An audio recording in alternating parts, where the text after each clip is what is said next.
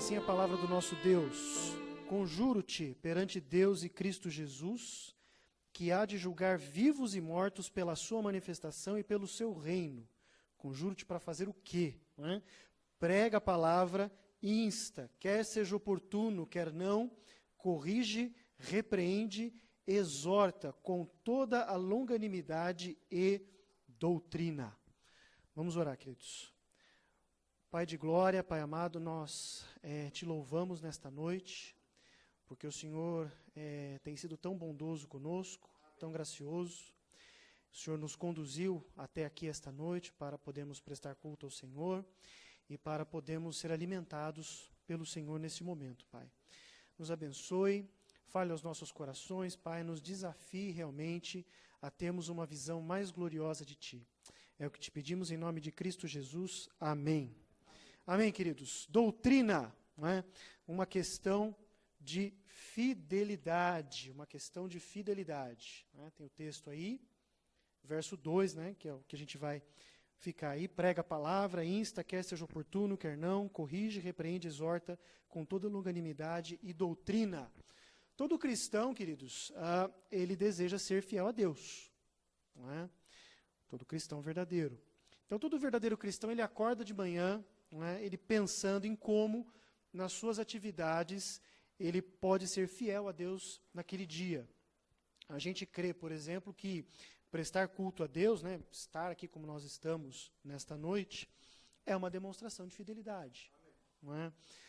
Nós cremos que devolver os dízimos e ofertar para a obra missionária é uma demonstração de fidelidade. Nós cremos que fazer parte de uma igreja local e congregar com os irmãos é uma demonstração de fidelidade. Nós cremos que orar é uma demonstração de fidelidade. Tudo isso está certo, é isso mesmo. Todas essas coisas são demonstrações reais, não é, de fidelidade. Mas Paulo, neste verso que a gente leu, enfatizou, ele vai elencar um outro elemento demonstrativo de fidelidade. E é um elemento que é chave. E eu penso, queridos, que esse elemento, apesar de ser chave, é o que a gente mais subestima nos nossos dias. O cristão, via de regra, ele não dá valor a ele. Não é? Os cristãos, via de regra, eles não veem nesse elemento uma preocupação real, uma necessidade que precisa ser colocada diante da igreja. Muitos mesmo, veem isso, na verdade, como uma bobagem, né? Algo assim irrelevante, apenas um monte de teorias humanas com nomes difíceis que tem em livro e que não tem nenhuma aplicação prática. Né? O elemento-chave aí que Paulo está falando e que eu quero enfatizar com os irmãos essa noite é a doutrina. Por que eu digo que ela é chave, não é, para a fidelidade? Porque é ela quem vai determinar a qualidade, ou a falta dessa qualidade, de todos os outros atos nossos de fidelidade. Não é? É a doutrina, queridos, que vai me direcionar sobre quais atos do meu dia a dia vão demonstrar fidelidade a Deus. É a doutrina que vai nortear que tipo de culto eu devo prestar a Deus. É a doutrina que vai me dar noção correta de igreja, de comunhão. Não é? É a doutrina que vai me ensinar a orar corretamente. É a doutrina que vai me dizer o que de fato é o Evangelho. E como é que eu devo abordar as pessoas com relação a isso. Então, quando o assunto é fidelidade de Deus, é fidelidade a Deus, né? Em tudo aquilo que a gente faz e diz, e que nos faz cristãos, a doutrina, ela é a fonte que vai nortear e direcionar todo o resto. Funciona nessa dinâmica mesmo. Então, se a doutrina não for boa, não importa o quão sincera é a minha oração, não importa como é que vai ser o culto que eu presto, não importa o amor que eu sinta pelas almas perdidas, não importa o quão importante eu ache que congregar numa igreja e servi-la. Tudo isso vai estar contaminado e reprovado diante de Deus, se a doutrina não for boa. Não é? Então, a palavra doutrina, queridos, ela significa ensino e instrução. Atos 2,42, né, diz lá, e perseveravam na doutrina dos apóstolos, né, dizendo lá como é que a igreja se comportava naquele contexto. E o significado dessa expressão, queridos, é que aqueles irmãos ali, naquela época, eles se dedicavam, eles eram constantemente atentos e cuidadosos com o ensino dos apóstolos. E por que isso? Porque a doutrina é o conteúdo da fé.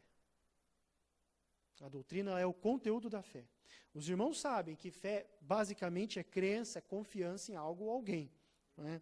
Então, sendo a fé basicamente a crença em algo ou alguém, ela exige um objeto.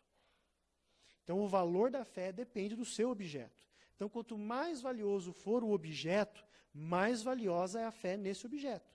Por isso que a gente insiste, quando a gente vai evangelizar, para ser fé em Jesus. Ele é o objeto da fé salvadora. Não é? E claro, existe algo mais valioso do que Jesus? Por isso que a gente insiste tanto. Não é? Então a doutrina, ela é o conteúdo dessa crença.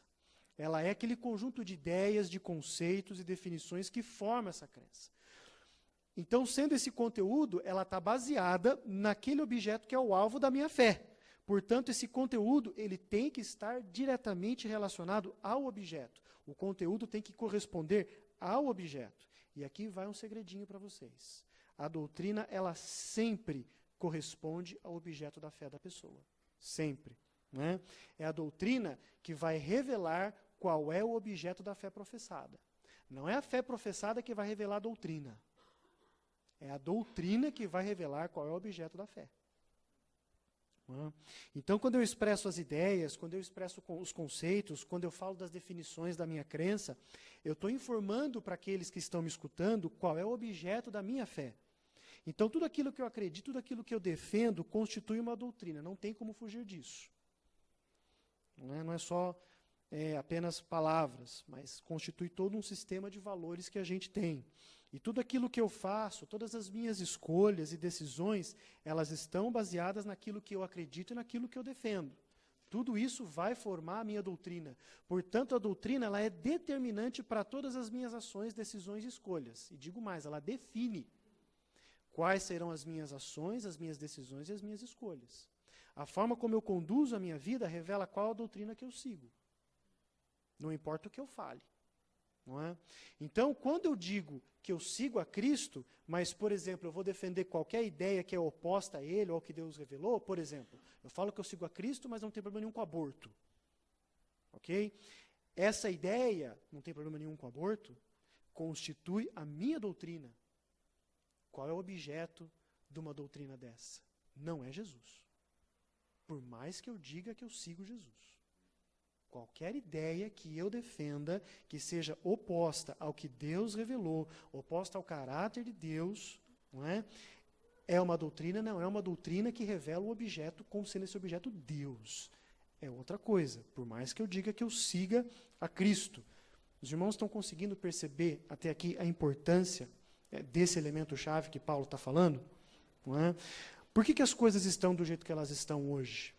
Por que as famílias dentro das igrejas elas estão sendo destruídas? Por que os falsos mestres têm se instalado nas igrejas? Por que tem tanto erro entrando? Erro doutrinário mesmo, de conceito, de ideia, tem entrado dentro das igrejas. Não é?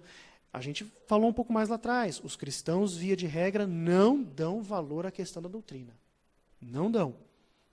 Então essas pessoas elas acham que a doutrina é uma coleção de termos difíceis que aparecem nos livros, é só teoria de homens que não tem nenhuma aplicação prática. O que eu faço com isso? É isso que eles se perguntam. Não é? Esses cristãos, quando eles veem alguém se dedicando ao estudo da doutrina, né, eles vão soltar aquele clássico, acho que os irmãos já ouviram. Irmão, a letra mata, mas o espírito vivifica. Eles até fazem aquela entonação, assim, para dar aquela ênfase, sabe? Completamente equivocado. Não é? Esses cristãos, eles não relacionam a doutrina com fidelidade a Deus. Mas o que Paulo está mostrando aqui para a gente nesse verso é o oposto. Né? Ele mostra que eu devo mostrar fidelidade a Deus por meio da doutrina. Ou seja, eu devo me mergulhar profundamente nas verdades que Deus revelou sobre si mesmo na Bíblia, com o objetivo de conhecer Ele cada vez mais profundamente. E quando eu faço isso, eu estou demonstrando fidelidade a Ele e garantindo que todas as minhas ações serão atos de fidelidade a Ele. A equação é bem essa. Então, o que Paulo faz aqui? Ele vai desafiar Timóteo algumas atitudes. Né? A gente leu no texto, prega a palavra, insiste, persevera, quer seja conveniente, quer não, corrige, repreende, exorta com paciência, tudo isso baseado no quê? Ele termina no verso, na doutrina. A doutrina é a base pela qual eu vou exercer todas essas atividades aqui. A doutrina é o meio que conduziria Timóteo a um ministério bem-sucedido e fiel nessas áreas. É isso que Paulo está ensinando aqui. Então eu quero pensar com os irmãos, nessa noite, sobre alguns dos verbos que tem aí nesse verso 2 e que vão nos encorajar a gente buscar uma fidelidade para com Deus por meio da doutrina. Então o primeiro verbo que a gente tem aí é o verbo prega. Prega a palavra. Essa palavrinha aí no grego.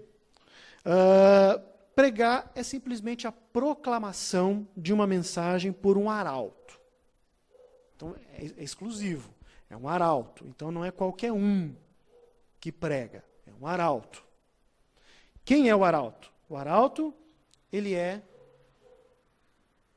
um emissário, né, de um príncipe, encarregado de levar e fazer ouvir as ordens desse príncipe. Ele é um mensageiro, um porta-voz, e ele é um oficial do governo responsável por declarar a guerra ou de fazer proclamações. Todas estas definições, elas estão dentro do dever do cristão de pregar. E essa palavra prega aqui, ela está no modo imperativo, ou seja, é uma ordem de Deus para nós, não é uma questão de escolha. Não é algo que eu falo, eu acho que eu vou, acho que eu não vou pregar. Não, é uma ordem, eu tenho que pregar. Então vamos pensar agora num instante. Não é? Como é que eu posso ser um emissário de Deus, irmãos, encarregado de levar e fazer ouvir as ordens de Deus, se eu não conheço quais são essas ordens? Como é que eu posso fazer isso? Como é que eu posso cumprir essa função? Os irmãos sabiam, por exemplo, que o convite da salvação não é, na verdade, um convite, mas, antes de mais nada, é uma ordem? A conversão do homem é uma ordem que Deus dá ao homem. O homem, ele recebe esse comando. Você tem que se converter.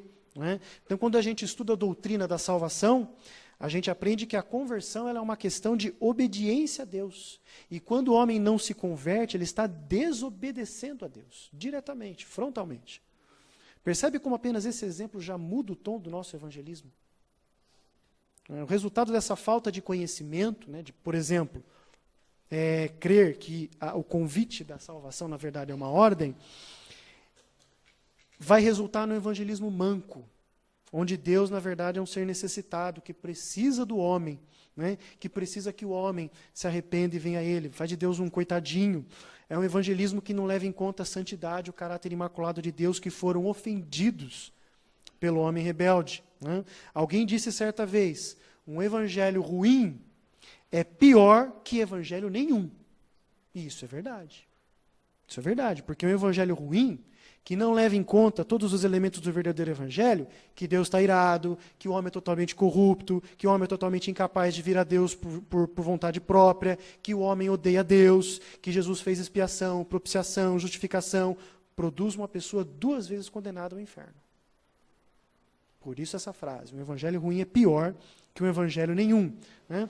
Certa feita, alguém perguntou para o pastor Marcos Granconato, vai ser o nosso preletor aqui nas conferências de aniversário, procurando testá-lo. Eu vi isso no Facebook há algumas semanas. Ele estava abordando, acho que mais ou menos isso aqui. Não vou lembrar agora. Mas a pessoa virou para ele e perguntou assim, pastor, doutrina salva agora? E a resposta dele foi essa. Se você crer numa doutrina falsa, você vai conhecer um inferno bem verdadeiro.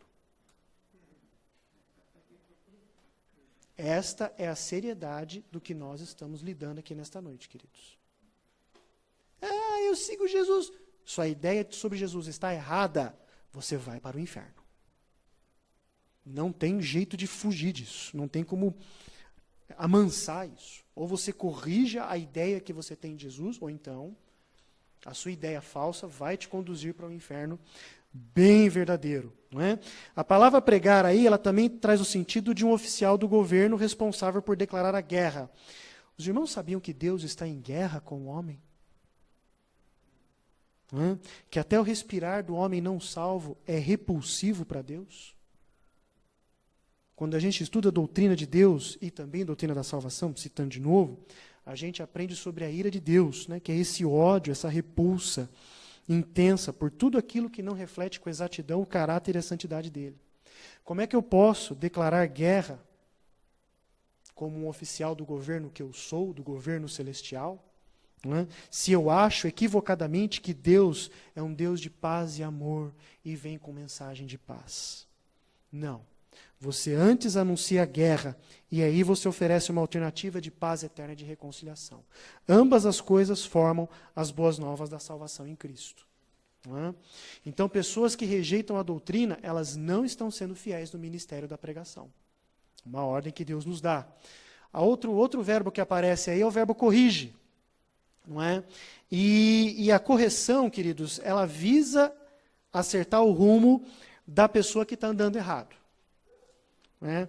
Ela atua não somente no sentido de corrigir a conduta errada da pessoa, mas também de corrigir a ideia falsa que ela pode ter sobre Deus e sobre as coisas à sua volta. E então a correção ela vai ajudar a pessoa a entender o erro das suas ações e das suas ideias. Esse é o campo de atuação da correção, que Paulo fala que Timóteo tem que fazer aqui. Então, vamos pensar de novo por um instante.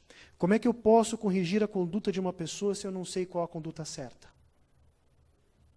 Então, a gente tem que lembrar aqui que tudo isso está dentro de um pacote de ordens que Deus está nos dando. Não é opção minha não corrigir alguém que está no erro. Eu não tenho essa opção, eu tenho que corrigir. Então, a ideia, por exemplo, de que a igreja não pode expulsar um membro faltoso depois de seguido todo o procedimento bíblico de disciplina, né?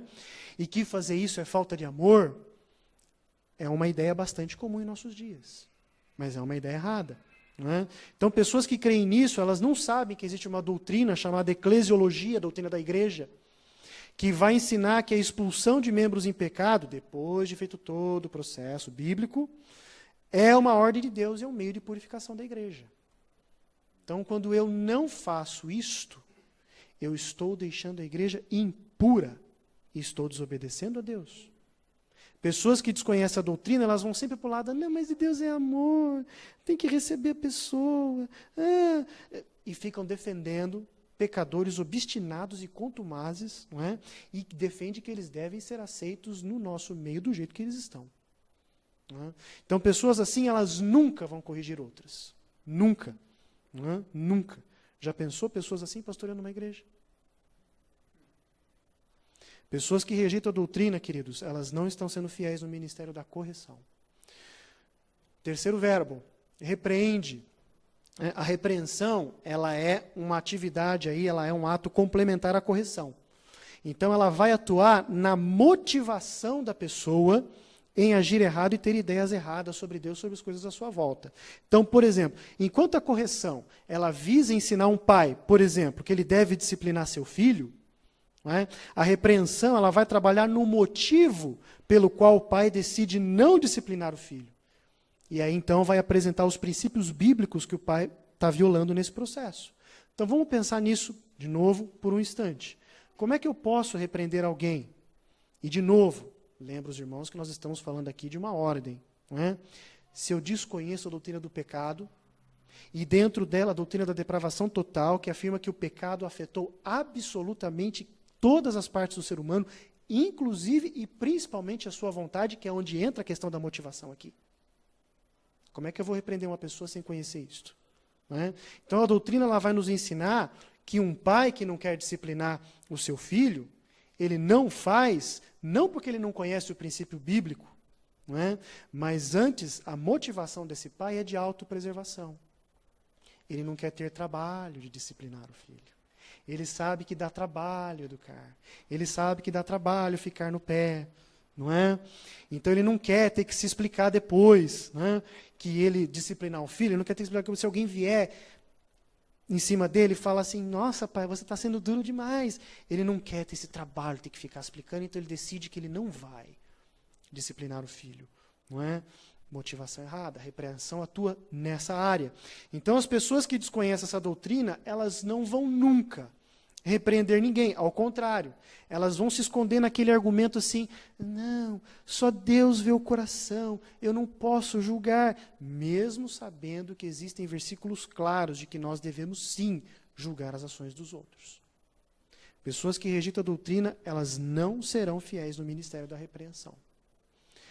Quarto verbinho aí, exorta, não é? É interessante esse verbo, porque essa palavra, o senso comum que a gente costuma ter dele é de que essa palavra tem uma carga negativa. Você fala que vai exortar o irmão, o tempo fecha. Nossa, calma, sério, pega leve, né? Não, você não pode fazer, é só em casos excepcionais, ó, vai com calma, ó, pisa em ovo, tá? Mas na verdade, queridos, a palavra exortação, ela envolve 4 aplicações, não é? Primeira aplicação, desafiar o crente a permanecer fiel, não é? Primeiro texto aí sobre isso, Atos 14, 22, fortalecendo a alma dos discípulos, exortando-os a permanecer firmes na fé. Está falando da bronca aí? Não, está desafiando. Né? E mostrando que através de muitas tribulações nos importa entrar no reino de Deus. A outra aplicação envolve encorajar o crente para enfrentar as dificuldades.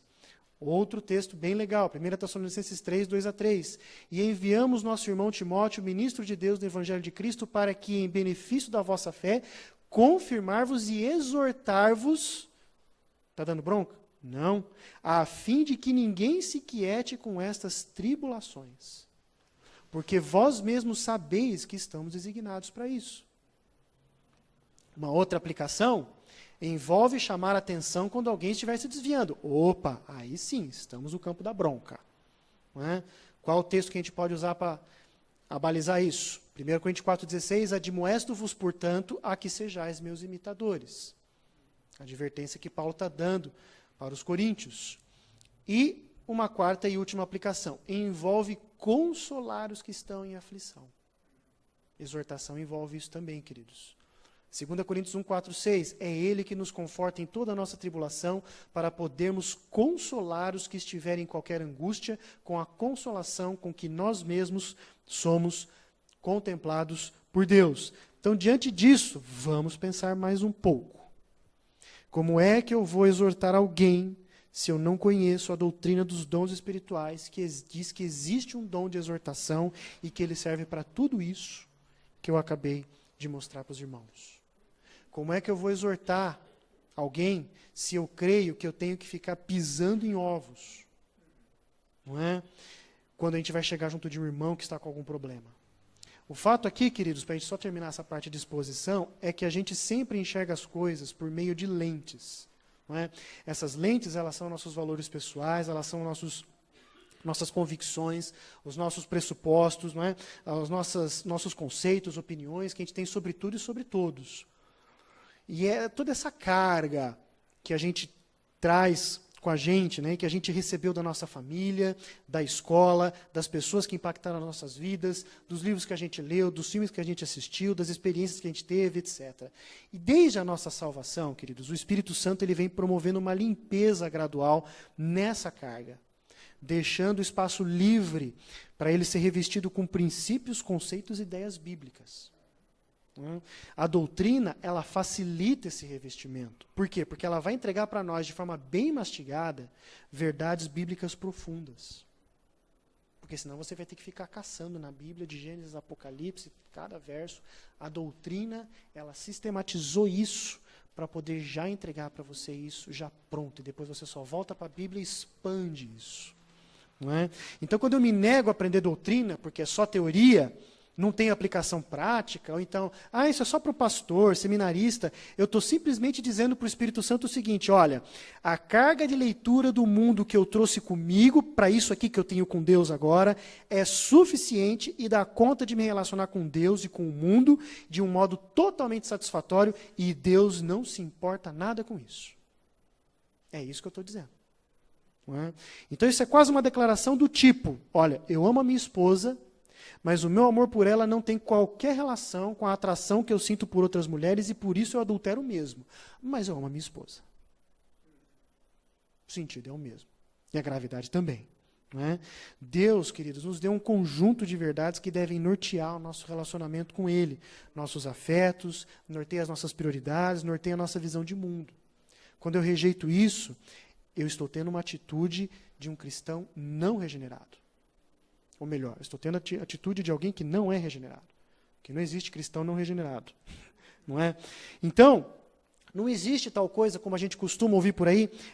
Não, é só eu e a Bíblia. Não tem esse negócio de doutrina de homens. É só eu sozinho e a Bíblia. você não vai estar lendo a Bíblia sob influência de doutrina de homens. Você vai estar lendo sob influência de uma doutrina, a sua. Será que a sua é boa o suficiente para fazer a leitura correta da Escritura? Não é isso que a Bíblia ensina. Então, não tem para onde te escapar. Não existe uma leitura da Bíblia isenta de influências. A questão é que a gente tem que, na verdade, avaliar é o que está influenciando a minha leitura da Bíblia. Os meus valores e conceitos pessoais ou aquilo que Deus, por meio de homens piedosos no correr da história, deixou para a gente? Eu tenho que me fazer essa pergunta, tenho que avaliar e dar uma resposta. Você sempre vai estar lendo a Escritura por uma lente. O que cabe a gente é decidir qual vai ser essa lente. Então, para terminar, queridos, vamos fazer 2 aplicações bem rápidas. Não é? Primeira aplicação aí, para nós, no geral. Né? A gente tem essa cultura de achar que a doutrina é assunto para seminário, é assunto para seminarista, é assunto para pastor, é assunto para, enfim, não é? Para classe especial. Sim, doutrina tem a ver com isso, ela está relacionada com essas coisas, mas como a gente viu, ela determina tudo o que eu faço. Ela é a mãe de todas as minhas escolhas, todas as minhas atitudes. Não é? Então, ela vai lidar diretamente com o meu dia a dia. Vai lidar diretamente com isso. Quando Paulo falava sobre a necessidade de defender e pregar essa doutrina, como ele fala nesse texto aqui, e em tantos outros, ele estava pensando em como as pessoas estavam vivendo, e em como elas deveriam viver. E como a gente viu, o conhecimento da doutrina é, sim, uma questão de fidelidade. Se os irmãos tiverem aí a versão corrigida e atualizada da Bíblia, o título desse trecho aí vai estar A Fidelidade e o Zelo na Pregação. Este é o assunto. Não é? E fidelidade, queridos, não é sinceridade. Há cristãos sinceros na sua infidelidade. Acredite, existem. Então, a sinceridade não é um critério pelo qual eu avalio a fidelidade da pessoa. Ah, aquele irmãozinho lá é fiel. Não, ele está fazendo tudo errado. Ah, mas ele está sendo sincero. Está errado e vai ser reprovado do mesmo jeito. A fidelidade, queridos, ela é objetiva, ela não é subjetiva. Não sou eu que defino o que é fiel ou não naquilo que eu faço para Deus. É a Bíblia que vai definir quais atitudes do crente e a forma como eu executo essas atitudes que vão constituir fidelidade a Deus. Então, você deseja ser fiel a Deus, querido? Mergulha fundo na doutrina. Mergulha fundo no ensino das Escrituras. Né? Alguém disse certa vez, homens fiéis são úteis a outros homens. E é verdade. Homens infiéis são inúteis. Não servem para nada, só para dar problema. Não é? Então pensa, querido, em quantas vezes Deus deu oportunidade para você, para mim, da gente ser mais útil nesse contexto aqui, mas a gente deixou isso para lá por achar que esse assunto de doutrina é chato, é só teoria, isso não diz respeito a mim. Não pensemos mais assim. Não é? Deus está desafiando nossos corações nesta noite a gente tomar uma posição a esse respeito. Então, faça o Instituto de Sábado. Faz o esforço. Não é? Diga para o pastor, diga para a Guaia, que você quer aprender mais sobre as doutrinas bíblicas da Escola Bíblica Dominical. Te garanto que eles estarão ansiosos para atender vocês. Né? Ou então, cola no irmão que conhece mais sobre o assunto. Né? Cola nele, sugue ele, mas suga mesmo, espiritualmente falando, irmãos. Né? Ande com ele. No processo, você vai perceber que vocês dois estarão discipulando e sendo discipulados. Né? Vai haver comunhão bíblica e edificação bíblica, e Deus vai se agradar disso, e vocês também. Segunda aplicaçãozinha aí para os pastores, líderes assim falo, os pregadores, professores e tal, e pais. Né? Queridos, a Escritura, ela nos alerta que aquele a quem muito é dado, muito é cobrado. E Deus nos deu a graça, por causa da função que a gente exerce, da gente poder conhecer mais dele de uma forma toda especial, para a gente poder compartilhar isso com os outros. Então, que a gente proclame todo o seu conselho, quer seja oportuno, quer não. Veja que o verso fala. Prega, insta, quer seja oportuno, quer não. Né? Não dá para a gente ficar preocupado se os outros vão entender, o que os outros vão pensar. Não é? A Bíblia afirma categoricamente que as ovelhas ouvem a voz do seu pastor. João 10 fala isso. Né? Ou seja, aqueles que são de Deus vão ouvir. o que você tem para dizer. E vão assimilar. Não é? Além disso, a Bíblia também afirma que o Espírito Santo ele vai guiar o discípulo a toda a verdade. João 16:13. Então eu não preciso temer o que as pessoas vão achar, se elas vão entender ou não. Se a pessoa for salva, não só ela vai ouvir o que você tem para dizer, como o Espírito Santo vai guiá-la neste caminho. Não é? Então não existe dificuldade. No fundo, não existe dificuldade. O que existe é profundidade, complexidade e tempo para que essas coisas deem fruto. Né? Tem questões que eu realmente vou demorar para entender, porque elas são complexas, não é? Mas a parte prática daquilo que está sendo ensinado, ela emerge automaticamente disso aí, e Deus nos dá poder para a gente colocar em prática já. Eu não preciso ficar martelando isso na cabeça. Não é? Então, além disso, quando a gente fala de doutrina, a gente consequentemente está expondo o que é falso. Então, quando eu ensino aquilo que é certo, naturalmente, por consequência, eu estou excluindo tudo aquilo que, na verdade, é errado. Então, isso ajuda até a própria pessoa que está ouvindo a reordenar. Oh, isso aí, então, é errado da forma como eu estava pensando. Certo, é isso aí que a pessoa está falando. Não é? A gente não pode se envergonhar do que a gente crê. Nós devemos falar e continuar falando de doutrina. Então, vamos falar mais de doutrina, queridos. Professores, pastores, né? Vamos pregar mais sobre isso. E vamos deixar que o Espírito Santo faça a pessoa compreender e entender no tempo dele. Para os pais, você pai como eu, né? Nós somos sacerdote do lar, queridos. A gente não tem escolha. Ou a gente domina esse assunto, ou a gente vai ser dominado pelo erro. Né? E quem vai pagar a fatura, sabe quem é? É a nossa família. E Deus depois vai pedir contas para a gente naquele dia. Então a gente realmente precisa observar isso. Vamos concluir, queridos. Né? Paulo está falando aqui da importância da doutrina. Né? Pregar a palavra, corrigir, repreender, exortar. Sem doutrina, eu não vou ser bem-sucedido em nenhuma dessas tarefas. Eu não vou ser fiel em nenhuma delas. Né? A fidelidade, a minha fidelidade à doutrina, ao ensino da Bíblia, é o que vai determinar a minha fidelidade em todas as outras áreas da minha vida. Não existe outra forma de viver a vida cristã com fidelidade. E naquele dia, o que vai ser avaliado não vai ser a nossa sinceridade. Nossa, Senhor, como eu fui sincero para o Senhor quando eu cometi esse erro grasso aqui. Não. Mas vai ser a nossa fidelidade à verdade que Ele revelou e que vai influenciar todo o resto. Então eu preciso dominar o que Ele revelou. Porque senão todo o resto que eu fizer vai dar errado. A gente tem que tomar uma decisão, queridos. Ou a gente arregaça as mangas e a gente paga o preço de sermos fiéis a Deus e nos dedicamos ao ensino da sua palavra, ou a gente continua do jeito que a gente está, e aí naquele dia, alguns de nós provavelmente vão tentar inventar alguma desculpa para explicar para Deus por que investiu tanto tempo e esforço em outras áreas de fidelidade que a pessoa julgava mais importante, quando Deus já estabeleceu por onde a fidelidade para com Ele começa. Eu quero que não seja o caso de nenhum de nós. De nenhum de nós. Porque Deus não vai engolir esta. Não é? Então que a gente não se esqueça que Ele exaltou a sua verdade acima do seu próprio nome. O Salmo 138 vai falar disso. E se Ele fez isso consigo mesmo, quem somos nós para ousarmos pensar de forma diversa? Então que a gente prossiga na nossa carreira em conhecê-lo cada vez mais e fazer Ele conhecido, vivendo para a total glória dEle. Amém? Amém. Vamos orar. Pai amado, nós te agradecemos pela exposição da Tua palavra. Nós também te agradecemos, Pai, porque na Tua graça o Senhor é tão claro conosco que realmente nos deixa sem saída, podemos dizer assim. Não há para onde fugirmos, a não ser nos submetermos àquilo que o Senhor coloca na Tua palavra. Não tem contingência, não tem desculpa, não tem qualquer situação externa ou mesmo interna que, na verdade, justifique qualquer decisão contrária àquilo que foi exposto aqui nessa noite e sempre que o Senhor fala conosco por meio das mensagens, Pai.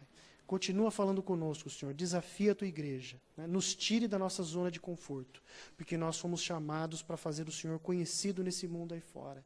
E se isso não está sendo feito, nós estamos em falta grave com o Senhor. Nos ajude, Pai. Nos perdoe se temos falhado nessa área. É o que te pedimos em nome de Cristo Jesus. Amém. Amém. Amém.